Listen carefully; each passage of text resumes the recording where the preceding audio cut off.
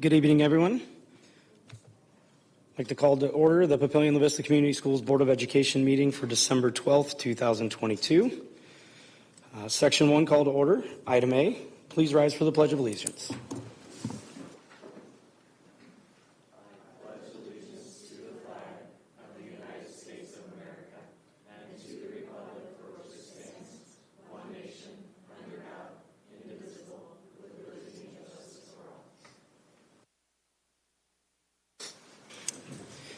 Thank you all. Moving on to item B, roll call, please. Mr. Bailey. Here. Ms. Witt. Present. Mr. Medler. Present. Dr. Foya. Present. Mr. Lotus. Here. Stubborn German.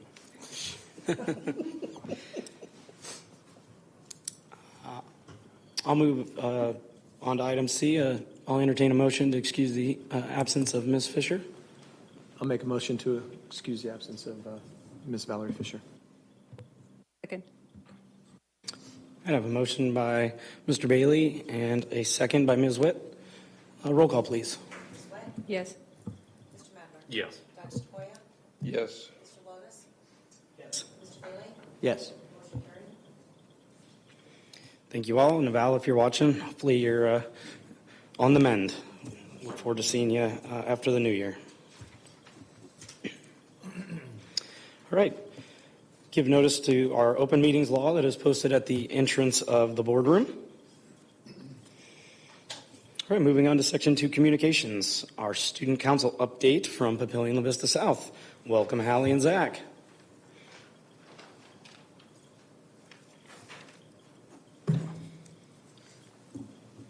Hello, everyone. I am President Hallie Settles. And I am Vice President Zach Nelson. Thank you all for having us here tonight. We're just about done with the first semester. Finals are coming up Wednesday, Thursday, and Friday. Once again, we would like to thank you for all of your commitment to the district and all of your hard work this year. We hope you're able to enjoy some time off and enjoy the holiday season with your families. The second quarter of the 2022-2023 school year has been a very busy time period at Papillion La Vista South High School. We wanted to take a moment to recognize several groups throughout the school. Starting off with basketball, both the boys and girls are currently underway with their season. Both teams are currently 4-1 on the year. The girls are also currently ranked 6th and off to a great start this season. The boys are also in top 10 and competing hard. Both teams will be in action at home on Friday against Gretna, and then we also will host the first round of the Metro Holiday Tournament at Papio South on the 22nd of December. United basketball season is also currently underway. The team is preparing for games starting after the first of the year. Boys and girls wrestling are making good progress at the start of their season. This is the girls' first season as a team, and they're having lots of fun and always getting better. Both teams have had some close wins and losses. We had our first home match versus the Monarchs, where we got to use the brand new spotlight. It was a great duel that came down to the final match with the Monarchs winning in double overtime. Lots of greatness is happening in the wrestling program right now. Also, both boys and girls bowling are competing hard on the lanes. Both teams have experienced both individual and team success. We have over 40 students out for our teams. Recently, the varsity girls, varsity boys, and JV girls all won their duel. Additionally, District Unified Bowling competed last week at Papio Bowl. Way to go. This team, Swim and Dive, consists of both Monarchs and Titans. Super cool to see them compete together. Both teams are working hard. At their most recent meet, both boys and girls took 6th overall. We also have had some boys and girls qualify for state already in swimming and diving. Both boys and girls powerlifting are working hard in preparation for the upcoming meets. We again have big numbers out for these teams. Best of luck to everybody. Theater, the Papio South Drama Department performed this year's musical Catch Me If You Can in early November. The show was a massive success, receiving immense praise from students, staff, and members of our community.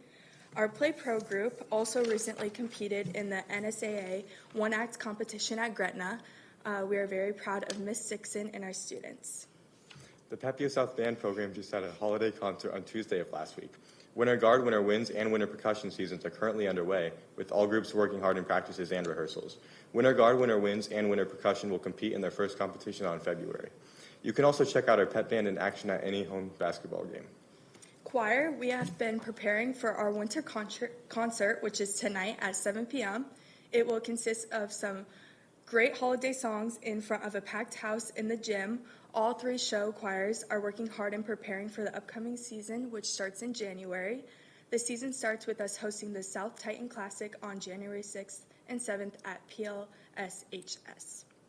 For Hope Squad planned an awesome day last Friday. It was full of PJs and hot cocoa to get everyone pumped and ready for finals this week.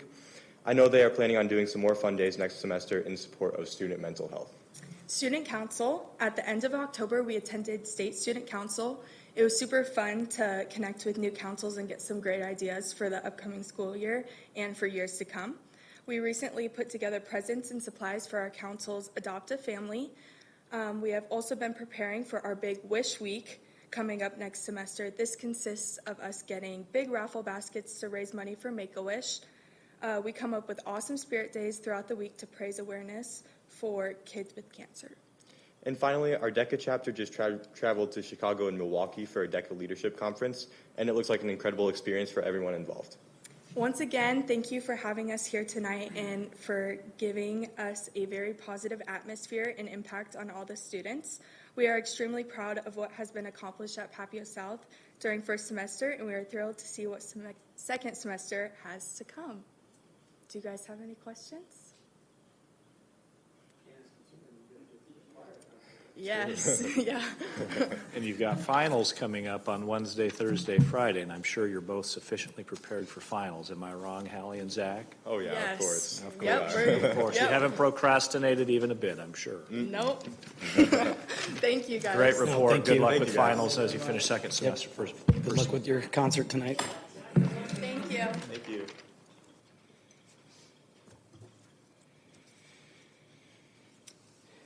All right, that concludes item A under section 2 communications. Moving on to item B, public comment on items not on tonight's agenda. I'm not aware of any. All right, thank you, Ms. Baranko. All right, we'll move right on to item C, the superintendent's report. Dr. Rickley. Thank you very much, Mr. Lotus, members of the board. As always, for our community members who are here this evening, thank you for being here. For our community members that are watching at home on YouTube, thank you for engaging with your Board of Education and your school district. Happy holidays and Merry Christmas to our staff and to our constituents, to our families and our taxpayers. This is our only board meeting for the month of December. Typically, we do a meeting in the second and the fourth Monday of every month, but December is that anomaly because of the holidays that we only have the one meeting. So this is our one board meeting for the month and our one opportunity to wish everybody a wonderful winter break. Good luck to our students, particularly our high school students that have finals on Wednesday, Thursday, Friday as they wrap up first semester. Mr. Richards and myself, among others, had the opportunity last week to attend the legislative preview in Lincoln. We were able to meet with a number of state senators as well as Governor-elect Pillen. We had the opportunity to talk a little bit about legislative priorities with the upcoming legislative session, what some of Governor-elect Pillen's priorities may be. Had lunch, were briefed on some other legislative matters. It is a long session, 90-day session. I don't want to steal from any of Senator Gay's remarks. He'll be briefing us on that in just a little bit. But it will be an interesting session if for no other reason than the state is awash in cash. Depending on the numbers that you see, anywhere between $1.8 and $2.5 billion in excess appropriations that the state has to either decide to allocate to the rainy day fund or to different legislative priorities. So there'll be lots of fruitful conversations around that, I'm sure. Also wanted to remind our community and board that we recently had an event for the PLCS Community Closet last Saturday at La Vista Middle School. Dr. Settles has been instrumental in this. Dr. Myers has been instrumental in this. I believe Dr. Sauer was also helping out. According to Dr. Myers, we had over 100 families that attended the event. Over 6,000 items were distributed to some of our most fragile and vulnerable families that really need that help this time of year. Couldn't be prouder of the people that have not only donated to make this a reality, but certainly our staff that pitch in and donate their time to make sure that our families are taken care of during the holiday season. So thanks to all who are involved in that. Also from Dr. Settle's office, she shared with me that we do have final numbers on our voluntary separation program. This is for teachers only. Administrators don't qualify for the program, but every year we have teachers that qualify make application for a one-time voluntary separation payment. We had 64 teachers qualify. 8 took us up on the program. The board policy allows us to take up to 15. That's pretty remarkable. I believe, and Dr. Settles can correct me, I believe this is the 3rd consecutive year that we have not filled our slots. That is very, very rare. I think it's one more data point as we consider our retention and recruitment efforts. We have challenges just like every public school district across the country does in attracting and retaining top flight talent. But the fact that we offer this voluntary program and our teachers aren't taking us up on it, in other words, they are choosing to stay of their own accord, that says a lot about the culture and the climate and the wonderful community that we have here, that our teachers want to continue to serve our families and kids. So thank you, Dr. Settles, for continuing to work that program. Also wanted to share with the board and community, we have a couple of dates for upcoming board retreats. I believe based on conversations with President Lotus, we're leaning toward the evening of Monday, January 30th. That is a 5th Monday. We generally do not have Board of Education meetings on those months where we have a 5th Monday. So that does give us an extra Monday to deal with. So if our board members, including Ms. Fisher, who's again hopefully watching comfortably from home and doing well, would look at their calendars for Monday, January 30th. I think we're looking at an evening meeting, and that will apply to Ms. Holtmeyer as well. We'll be in communication with Ms. Holtmeyer to make sure that as a newly elected board member, that works for her as well. But please check your calendars and let Kathy know if that date is agreeable, and if not, we will look at some Plan B dates for you. We want to look at a variety of things, including hopefully we'll have in hand some survey results regarding the bond. More on that from Ms. Iman in just a little bit. As always, the board requests that we give an update on public records requests from the previous month. From the previous month, we've had 4 requests totaling 8.25 hours. This month, we did have no attorney hours involved. 3 public records requests submitted by Ms. Eby, 1 public records request submitted by Ms. Susan Torres Cannon. And lastly, before I conclude my remarks, 1, I don't pretend to know how the board officer positions will shake out come January. I want to thank Mr. Lotus, who's been a terrific board president and has overseen 2 of, frankly, the most difficult years that this school district has faced in recent memory, and has been a steady hand and a steadying influence. And along those same lines, I would like to recognize a friend, mentor, and an ally, Dr. Tafoya. You've been awfully good to this community for a really long time, and I had the great privilege of working with you for the last 4 years, and I know you're not going to quit advocating for kids and families in this school district. This school district owes you a debt of gratitude. And with that, Mr. Lotus, I'd conclude my superintendent's comments. Thank you, Dr. Rickley. Moving on now to board comments.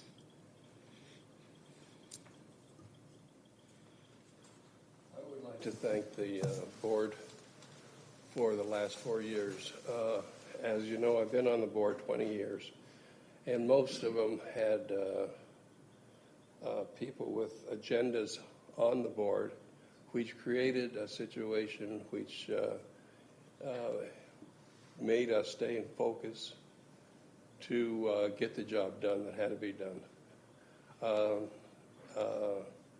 You 5 people, I guess it was actually 7 because Brett and Chuck were here, but all of us managed, even though we come to the board with 6 different points of view. We do leave our subjective opinions outdoors, and when we get in here, we do the research, we gather the facts, and when we vote for objectively. And that is what we're paid the high bucks for, is to vote for objectively. This method provides an environment where we're able to accomplish everything that we've done. When I first got on the board way back when, we were $500,000 in debt. We were operating in the red, but with the proper hiring of people to take Brett's job, We managed to get back into the black, and we are now a very healthy, financially healthy district. We are able to accomplish everything we want to do as far as educating our children. We have a class act. We have one of the best school districts in the state, if not the best, as far as I'm concerned.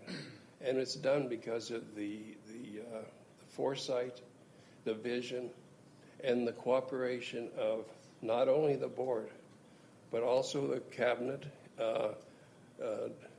and Annette Hyman, Shireen, Katie, Brett, all of you have, and the leadership. The leadership is where the key of the whole thing is. And we've had all that. This is the first time that I had an opportunity to work with Dr. Rickley. He's been here 10 years, but I took a sabbatical for a while for personal reasons. But I always kind of regretted not being here because I know the good things that this board accomplishes. And but it is time for me to move on. And I'm just grateful for the 20 years. I would be remiss in not saying thank you to the operations. We are the vision, but the operations plays a very remarkable, vital aspect of our success. And the operations really boils down to the individual principals at each and every school. The teachers play a vital part. The paras, the custodians, the cafeteria workers, the maintenance workers, van operators, they all contribute to the success that we have had. And I appreciate everything that every one of them have done. That's about all I have to say. But thank you for being the terrific board that you have been.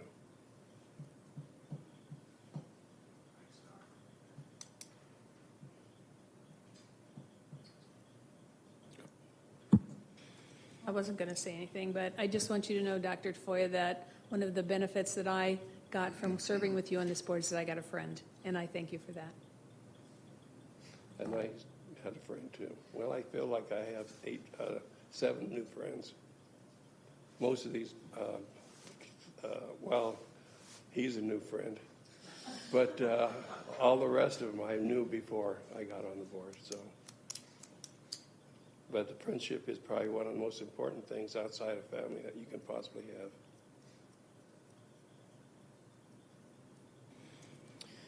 Well, thank you so much, Dr. Tafoya.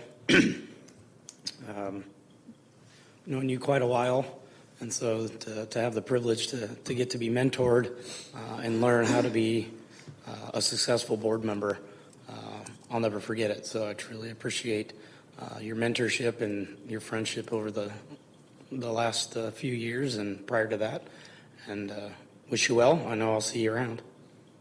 I'll be around.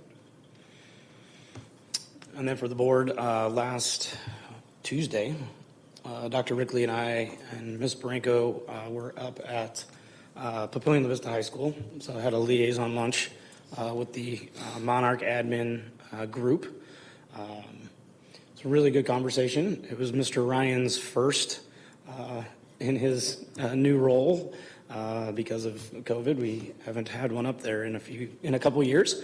So had a great conversation, got a good update, again, with the changes in leadership and some new admin folks coming on, Mr. Ryan taking obviously a new role as head principal, a new athletic director, lots of changes. So conversation really focused on what individually as administrators and kind of their focus areas on how they were changing things.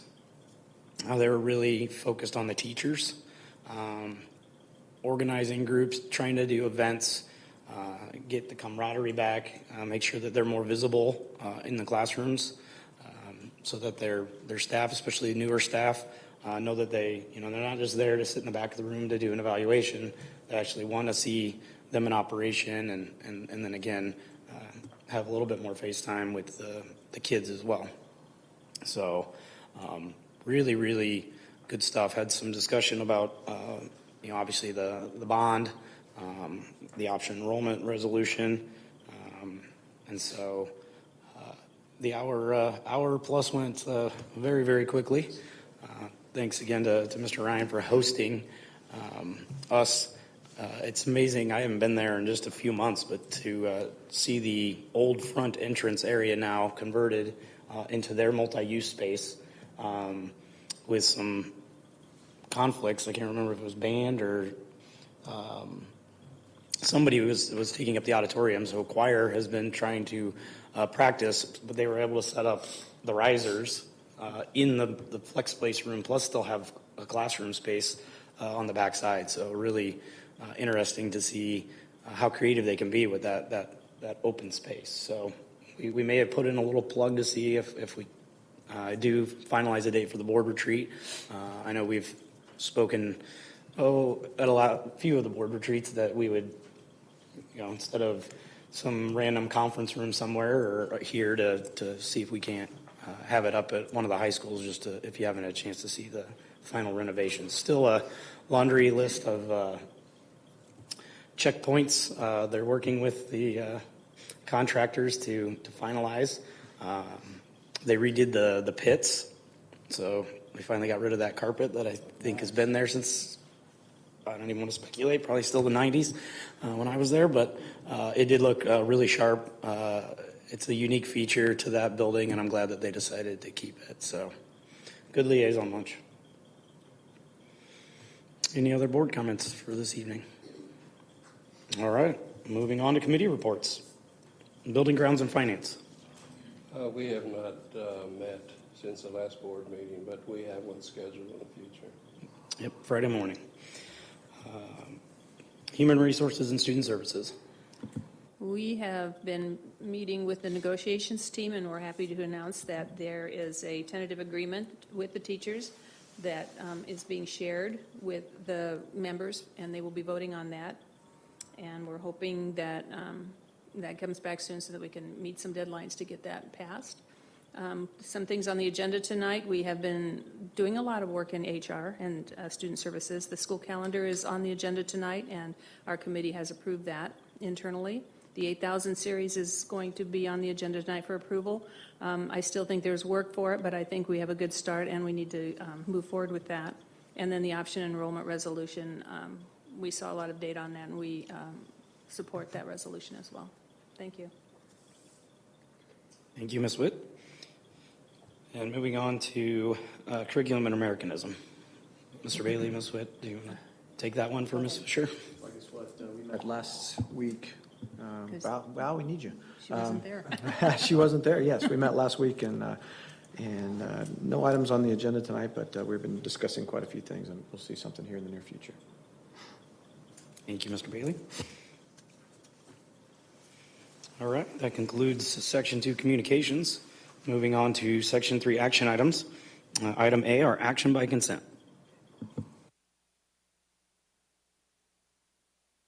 I'll make a motion to approve the action by consent. Second. A motion by Mr. Madler and a second by Dr. Tafoya. Roll call, please. Mr. Madler? Yes. Dr. Tafoya? Yes. Mr. Lotus? Yes. Mr. Bailey? Yes. Ms. Witt? Yes. Motion carried. All right, moving on to item B, the board meeting minutes of November 28th, 2022. I make a motion to approve the board meeting minutes of November 20th, 2022 as published. Second. A motion by Mr. Bailey and a second by Ms. Witt. Roll call, please. Dr. Tafoya? Yes. Mr. Lotus? Yes. Mr. Bailey? Yes. Ms. Witt? Yes. Mr. Madler? Yes. Motion carried. Thank you very much. Moving on to item C and D and E and just the Dr. Settle show coming up. And I know that we want to do our best to take the presentations and take our time, but we also know you need to get out of here and go watch your daughter at a choir concert. So we will do our best. First up, the 2023-2024 school calendar. Thank you so much. Yes, you have the calendar very, very similar to what you looked at last time. We made one tiny little number change, but nothing of substance that has changed since you last saw this. This is for the 23-24 school year. It contains 173 student days for elementary, 175 for students, and then 190 for our staff. You can see the first day of school would be August 10th for K through 7 and 9th graders, with everyone else starting the next day. And then the last day of school for next year would be May 21st. We do have a spring break scheduled March 11th through 15th.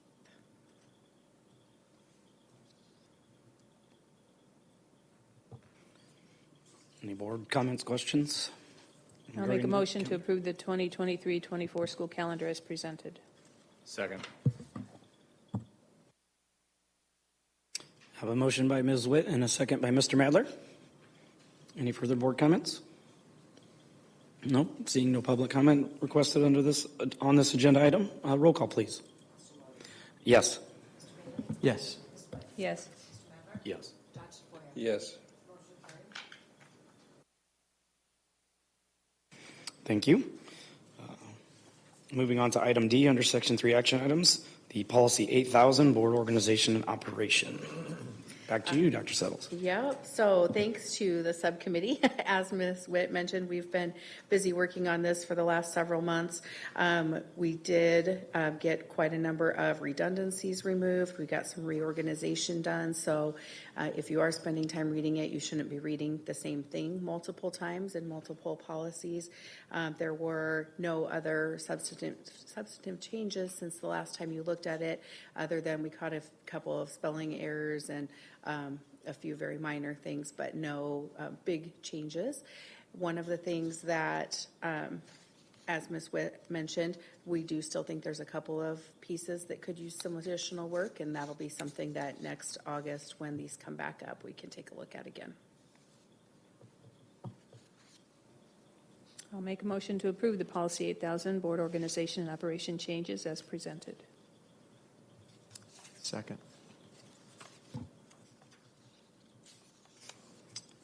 A motion by Ms. Witt and a second by Mr. Bailey. Any further board comments? I just want to thank Discussions? the subcommittee and Dr. Settles and everybody else for all your hard work on this one. This was quite a undertaking, and I appreciate it. Reading through the old version of this and then reading through the new version, and it's flows much nicer, and it gets rid of a lot of the redundancies. So thank you so much for all your hard work. I appreciate it. Thank you, Mr. Bailey. All right, seeing no further board comments and no public comment requests for item D, roll call, please. Yes. Mr. Madler. Yes. Dr. Sequoia. Yes. Mr. Davis. Yes. Motion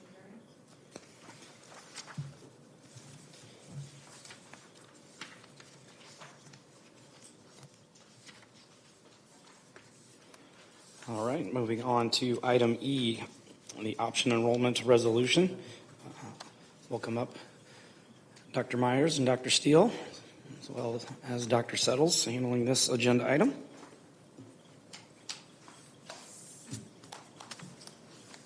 I will turn this directly over to them and thank them for their work. Following tonight, if this is approved, one of the things that we will get on immediately is getting things updated on the website. I should add, with the 8,000s that you just voted upon, those will take a couple of weeks to get all the changes updated online, so be patient with Ms. Baranko as she gets those going. Welcome, Dr. Steele. Dr. Myers. Thank you. Well, as we discussed at the last meeting, the resolution in front of you articulates the capacity limits and parameters relating to option enrollment for the 23-24 school year. There have been no changes to the resolution since the last meeting, and we would entertain any questions that you might have. Dr. Steele, I asked you this same question 2 weeks ago when we had this as a discussion item, but I think it bears repeating again for our audience members and those that may have not have heard the conversation last time.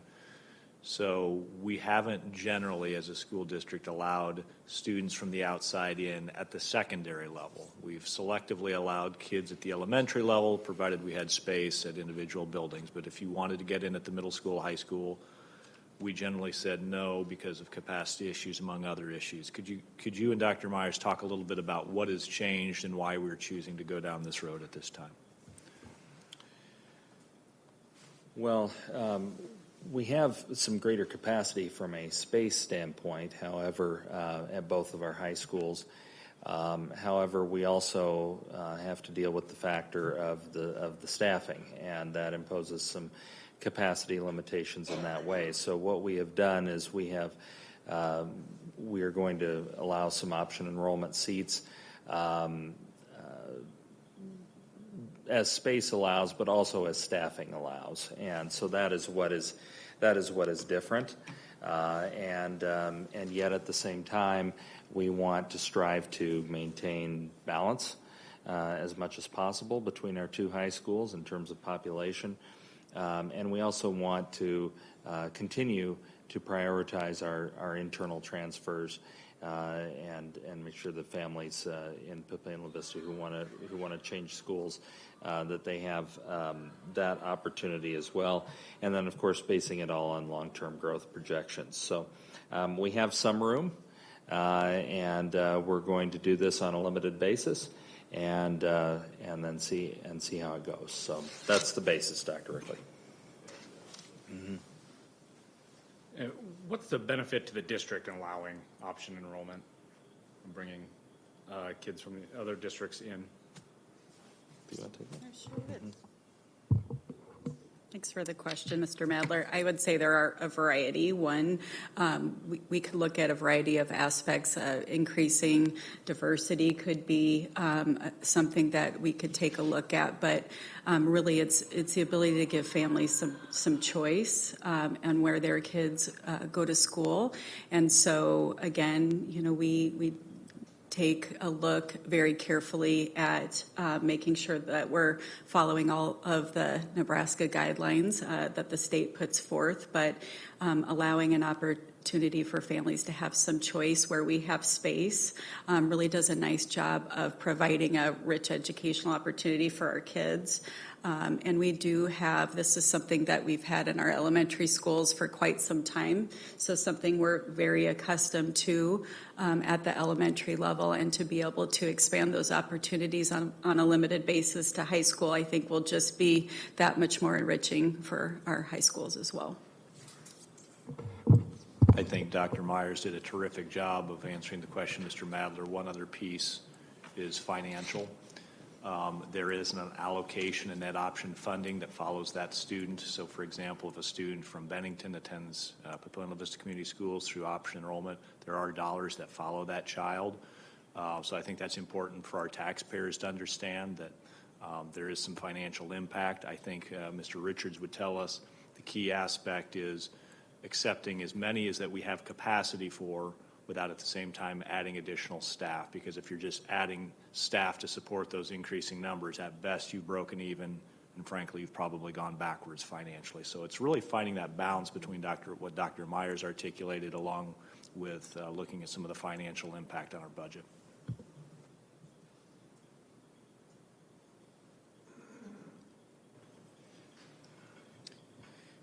Any other board comments, discussion?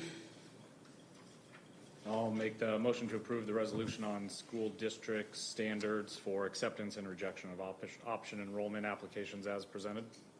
Second. I have a motion by Mr. Madler, a second by Dr. Tafoya. Any other further discussion regarding this item? I know personally, I've struggled with option enrollment over the last few years as it comes up in discussions with folks. Some people can be very passionate about, why are we going to allow non-taxpayer residents to have their kids come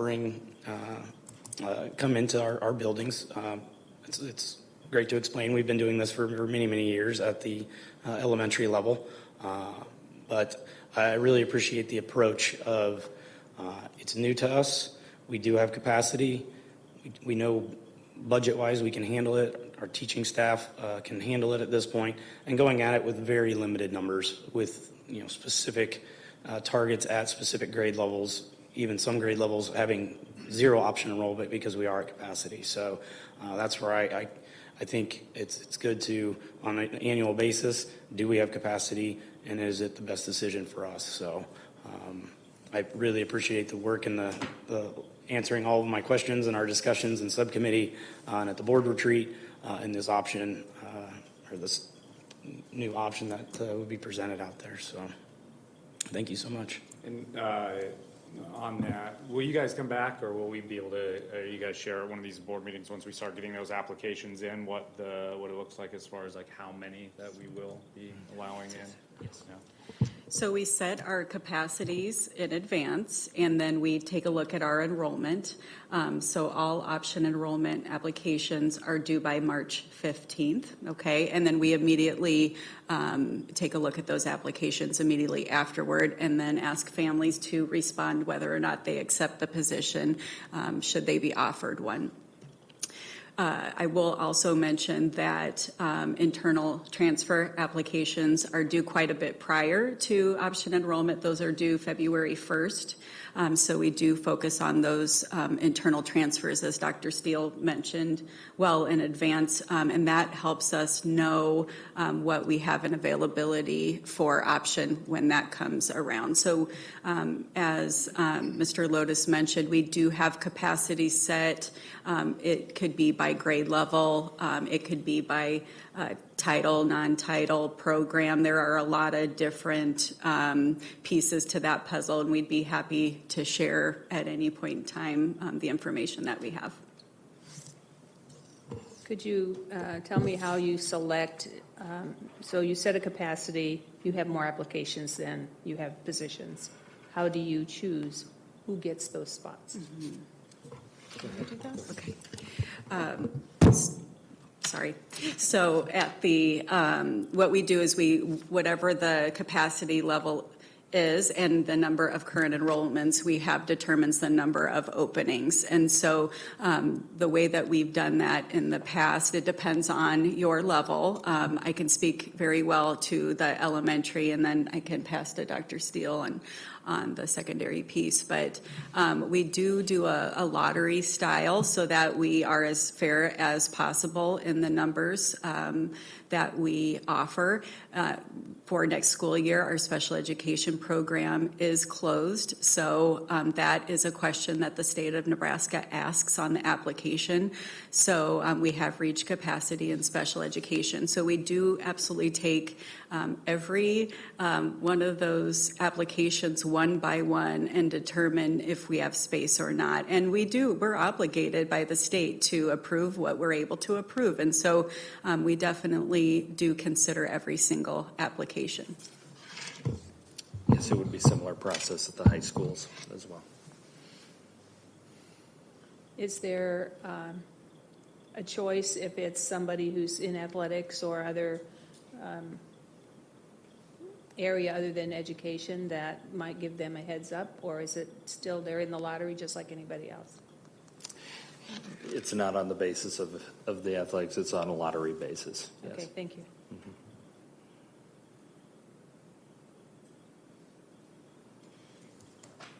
All right, seeing no further board discussion, no public comment requested over this agenda item. Roll call, please. Yes. Yes. Dr. Boyer. Yes. Mr. Lotus. Yes. Bailey. Yes.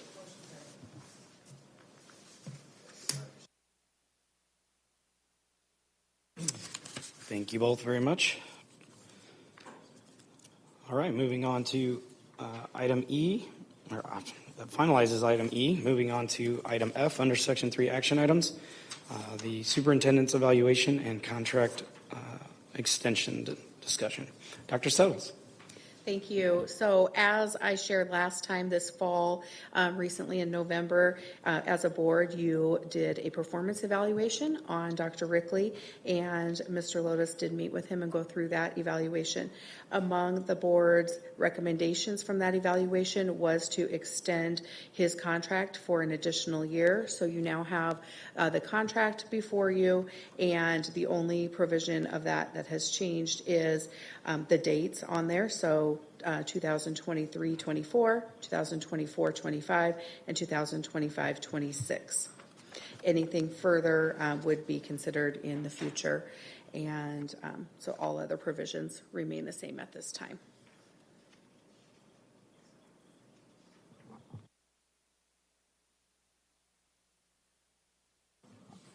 Make a motion to acknowledge completion of the superintendent's performance evaluation and to approve the 3-year superintendent's contract for Dr. Andrew Rickley. Got a motion by Ms. Witt and a second by Mr. Madler. Any further board comments or discussion? All right, seeing none and seeing no public comment requested on this agenda item, roll call, please. Yes. Dr. Sequoia? Yes. Mr. Lotus? Yes. Bailey? Yes. Ms. Witt? Yes. Motion carried.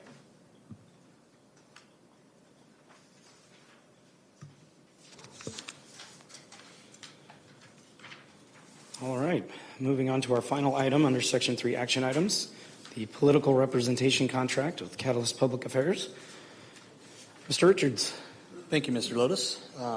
As I'm talking, I'll have former Senator Tim Gay and his representatives come on up from Catalyst. This is a company that we've worked with for several years as a school district, so it's a continuing contract. They've graciously kept their price at the same for many years, and they have not increased it this year as well. I would say that the district right now, we're working with our subcommittee at the Buildings, Grounds, and Finance level a little bit on legislative priorities. We've shared those with Mr. Gay and Catalyst. Those are in front of you tonight. And I would say that school safety is at the top of our list as a legislative priority, and trying to get additional funding from the state level to do some things around safety and security. I know that's a big part of our possible bond proposal as well, with the safety projects that we have within that. But there's lots of things to do with school safety that we're looking at this point, and funding is a big priority to get that, as well as authority to spend within that area from the state as well. Secondly, looking at supporting significant property tax reductions for school districts by allocating more state aid that is predictable and sustainable. I know our taxpayers have seen a lot of the brunt of that within our district. The property tax is continuing going up due to the formula within the state aid at the state level. And then thirdly, supports local control of educational matters regarding course curriculum and requirements. Local control is a big factor for this board. I know that we brought that up many times over the last few years. And then fourth, supports additional state funding and spending authority for retaining and recruiting teachers statewide. That's become an issue not only in our state but around the country, and trying to get whether it be spending caps or taxing authority for school districts increased so we're able to compete in an inflationary economy with the private industry.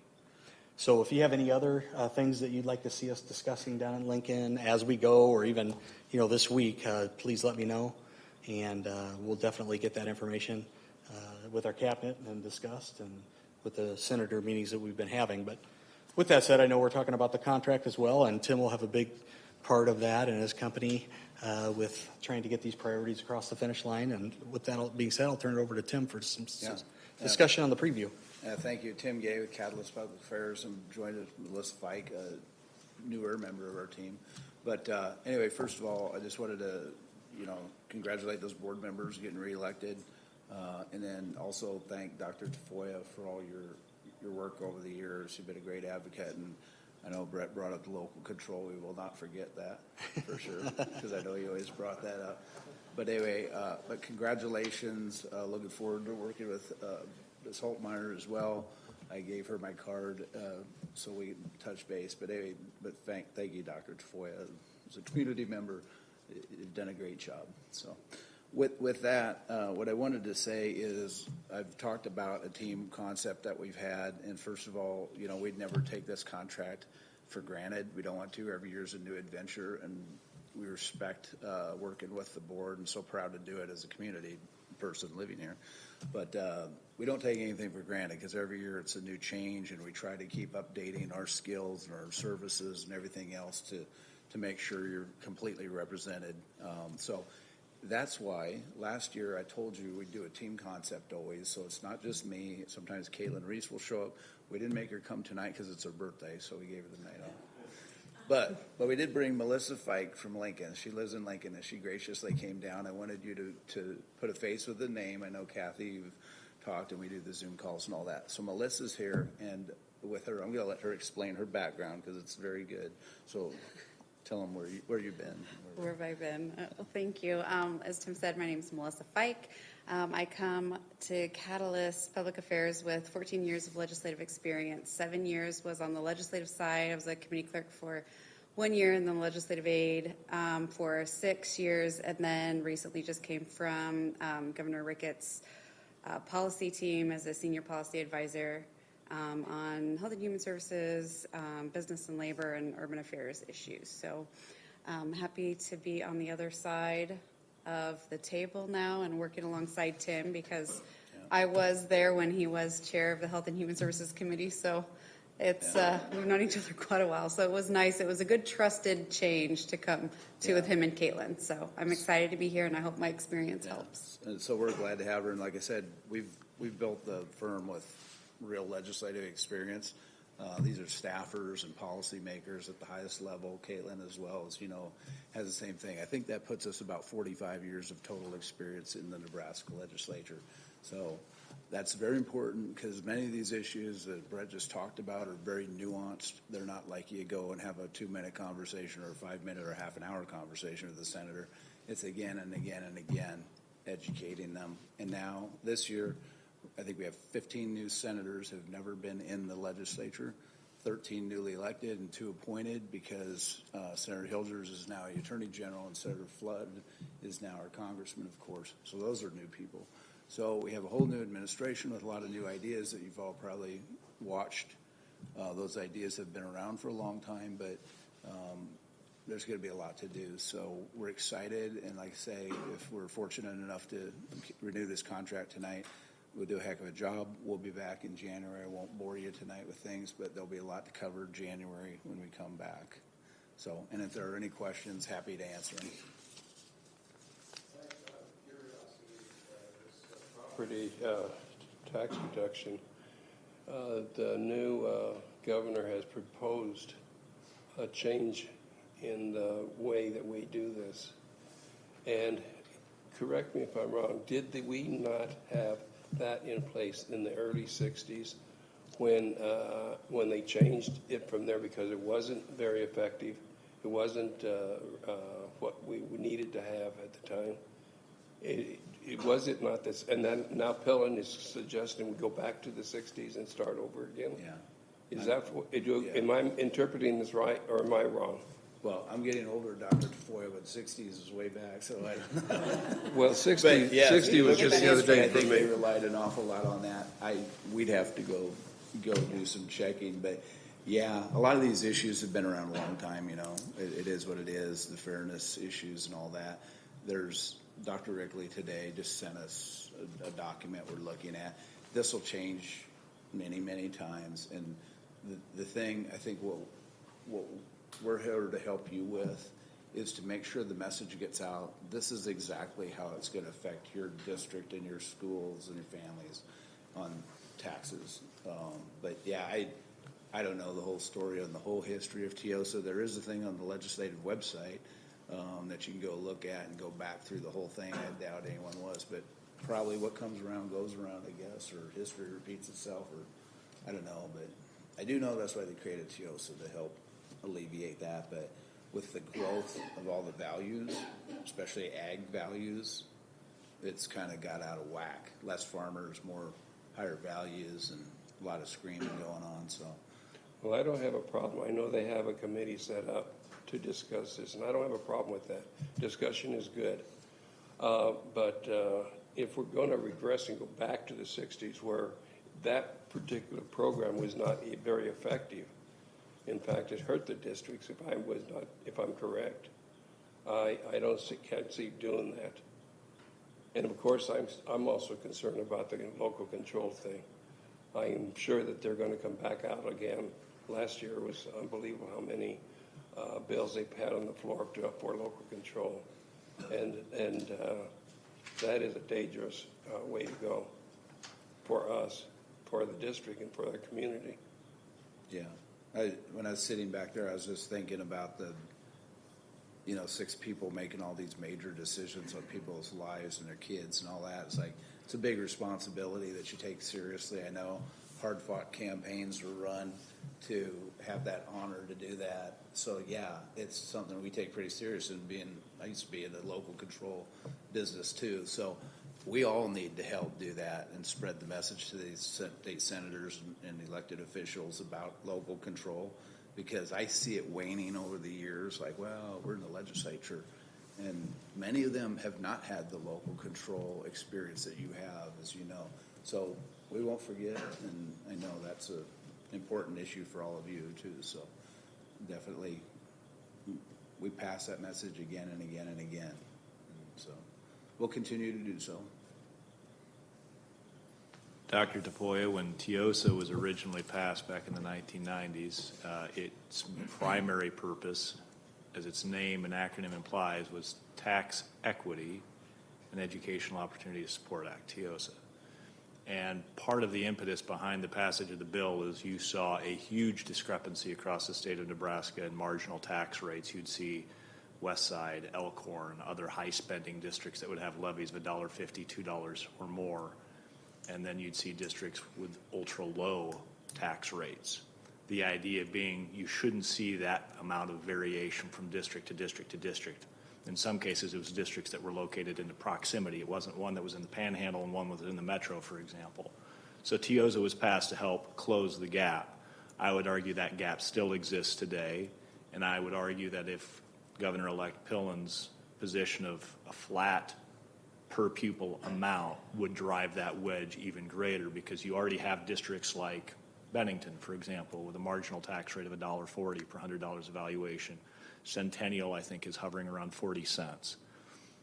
So triple, approaching 4 times as much. By injecting more dollars into those smaller rural districts, I understand politically why it makes sense, but all it's going to do is to drive that discrepancy ever wider. That's an opportunity, I think, for us to have a conversation with Governor-elect Pillen and the legislature to explain why that might not be the wisest approach for our taxpayers.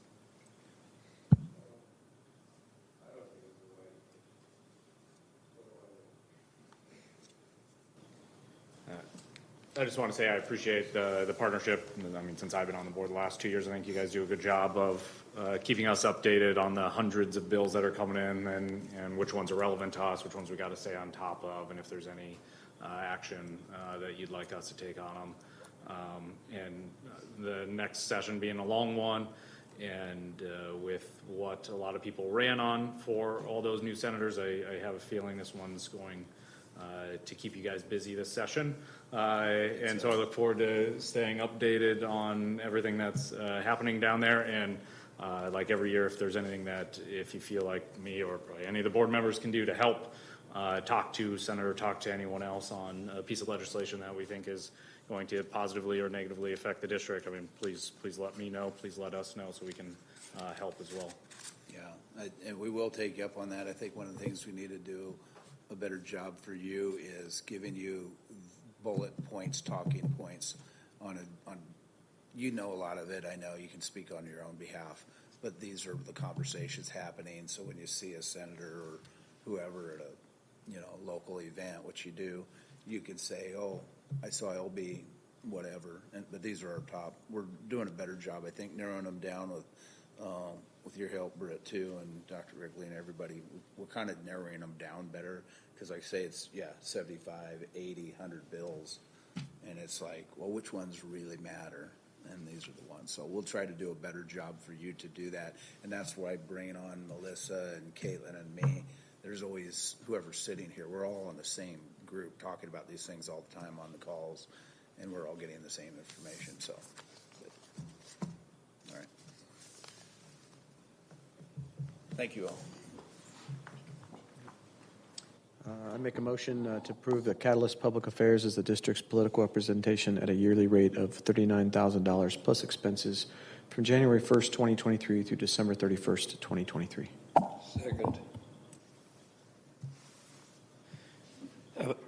A motion by Mr. Bailey and a second by Dr. DeFoya. Any further board discussion?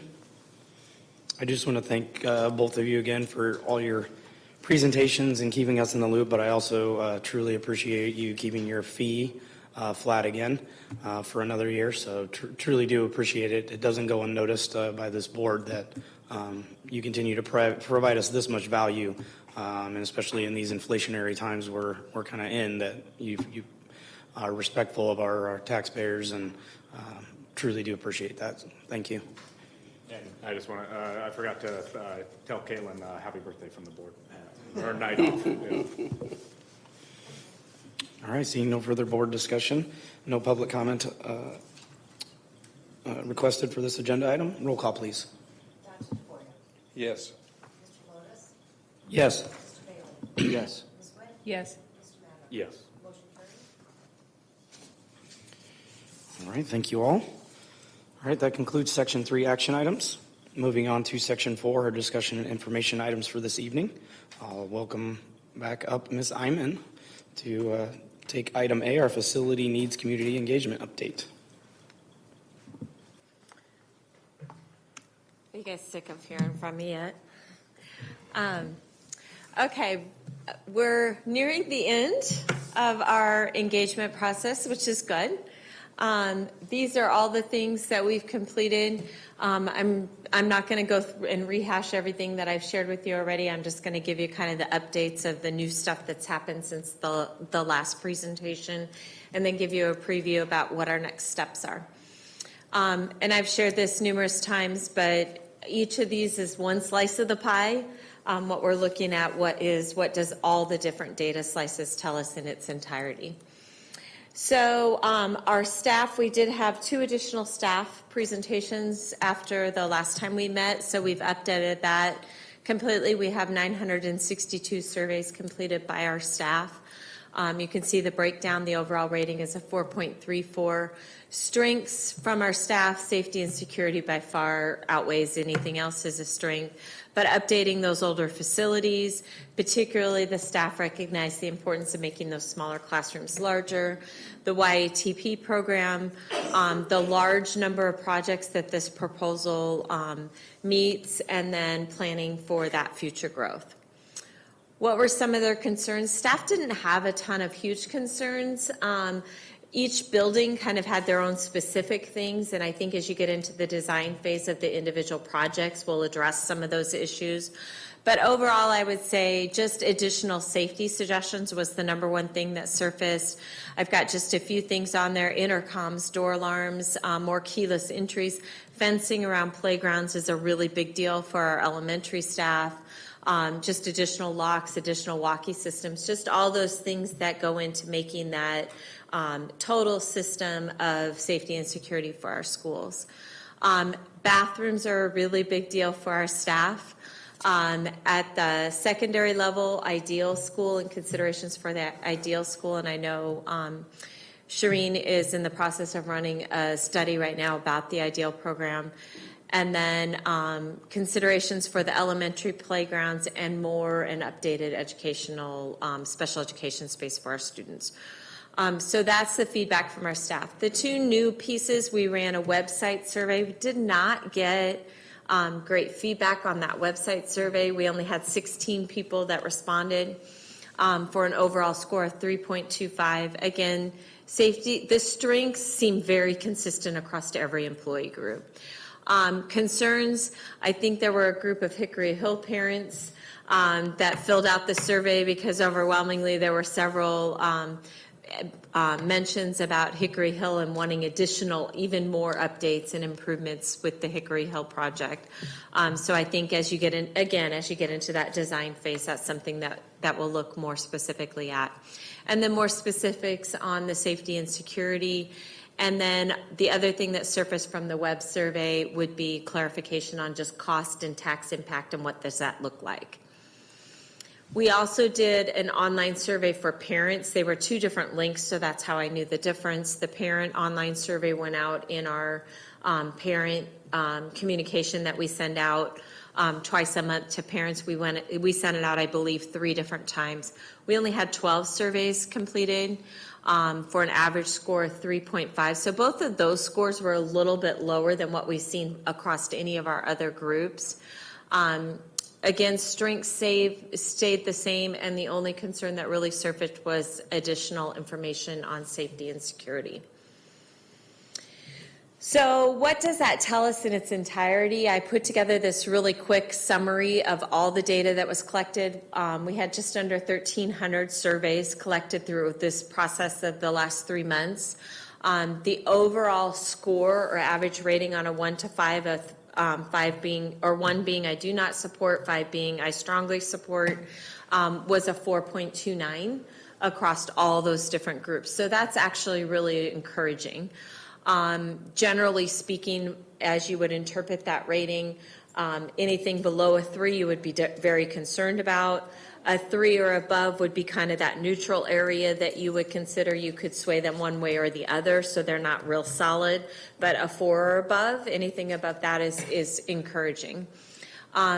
The strengths, as I looked at, so I looked at the individual data across all groups. So I looked at the community forum data, all the staff feedback, all the survey data that we got, all the community presentations that we did, and I looked at that in its entirety and said, what are the consistent themes that we saw across all those groups?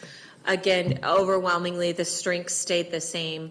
The concerns would be that more specific information on safety and security, and then the bathrooms. The specific needing additional bathrooms is a really big important thing for our staff, and I'm sure that that's why it surfaced, because it was so predominant in the staff survey. I think that's why it surfaced as a common theme across all of them.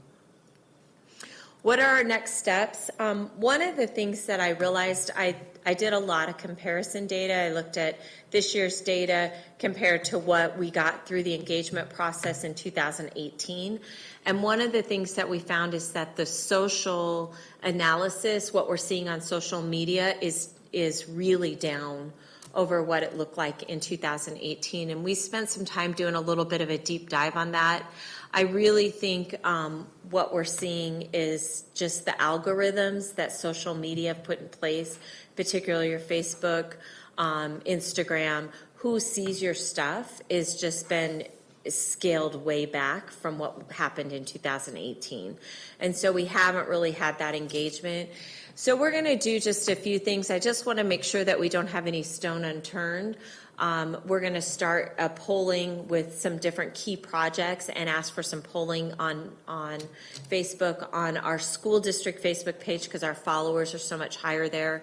And we're also going to do some boosts of that based on addresses, just to make sure that there's not some data floating around out there that we're not aware of. Because as I looked at that 2018 data, we had a lot more social data than what we have right now. So we're going to do a little bit more there with the social piece. And then the big thing that we have coming up is that formal survey. We did collect 6 different proposals. I really expanded our request for proposals.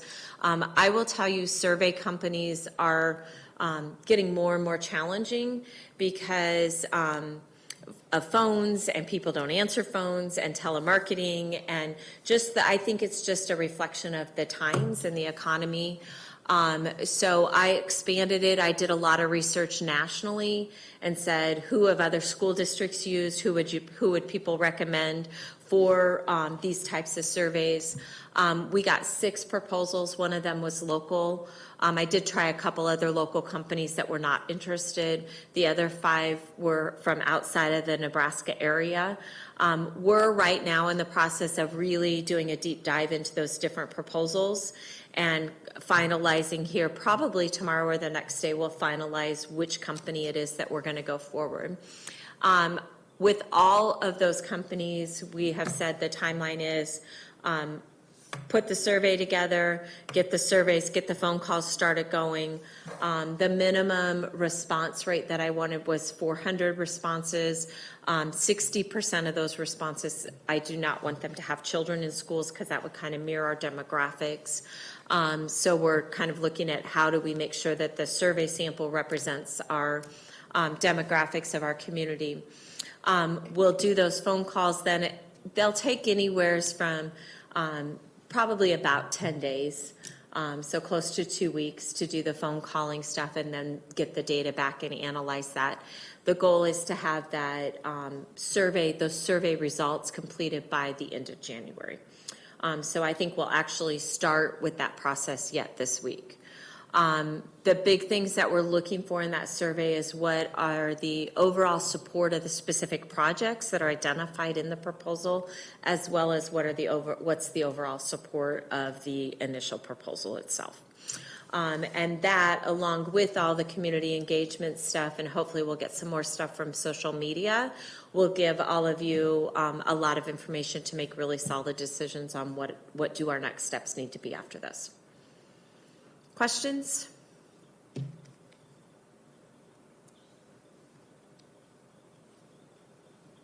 Okay, thank you. Guess not. Thank you, Ms. Hyman.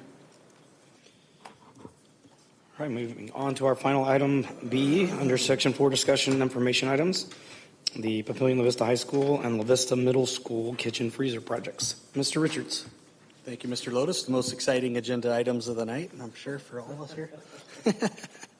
Our freezers, they're walk-in freezers up at Papillion La Vista High School and La Vista Middle School, are both over 30 years old, and we're having issues with both freezers with the working condition.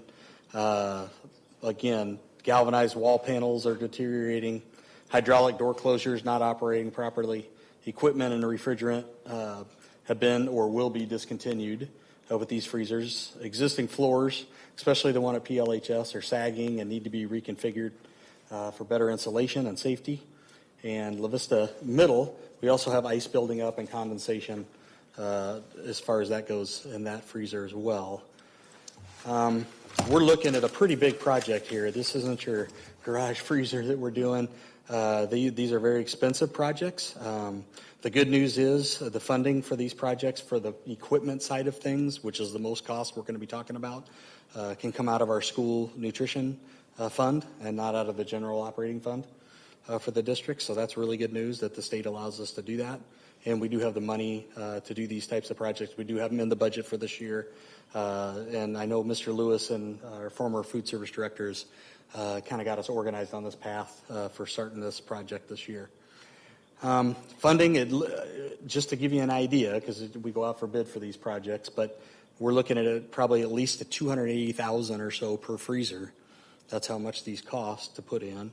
And the construction costs associated with that to get them retrofitted in, the floors fixed and those types of things.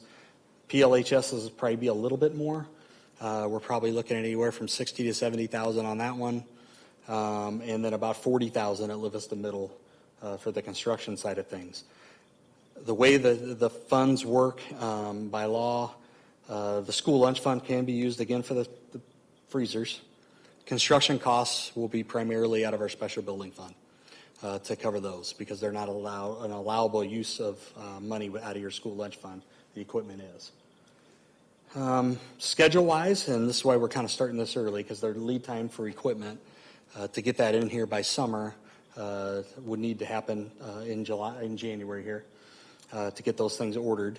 So we'd like to go out for public bid here soon in the next week, and then have bids in by January 17th. Go through those, and hopefully we get a robust set of bids as we usually do. for the recommendation for the board on approval on January 23rd, would bring those back to you. We'd have a construction start date of actually May 25th, right the day school gets out, and then have a completion date of July 31st. So that's kind of the timeline we're looking at for these projects as well. So I wanted to kind of bring that to the board. We've talked about it in our Buildings, Grounds, and Finance Subcommittee, and it's something we need to get moving on pretty quickly. Any questions or concerns?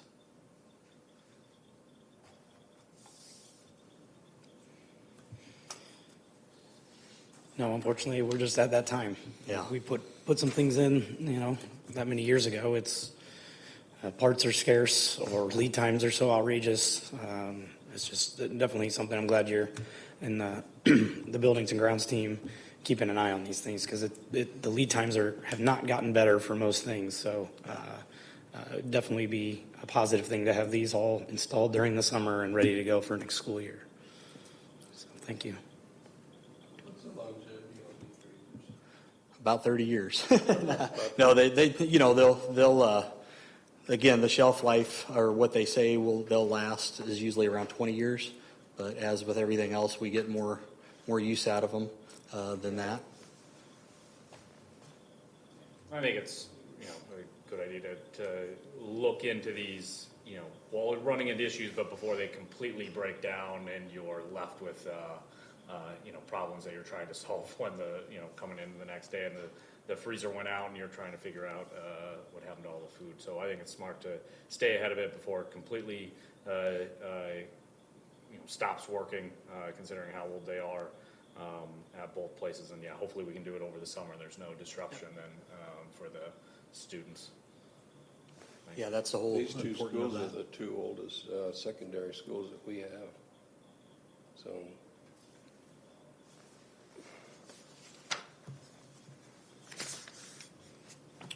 Any other board comments, questions? All right, seeing none, seeing no public comment in regards to this item, we will conclude item B and thus conclude section 4, discussion information items. Moving on to section 5, our future board calendar. December 19th through January 3rd, 2023 is winter break. January 3rd, no school for students, staff development day. January 6, 2023, a liaison lunch at Carriage Hill with Mr. Madler. And January 9th, 2023, the next Board of Education meeting at 6 p.m. here at the central office.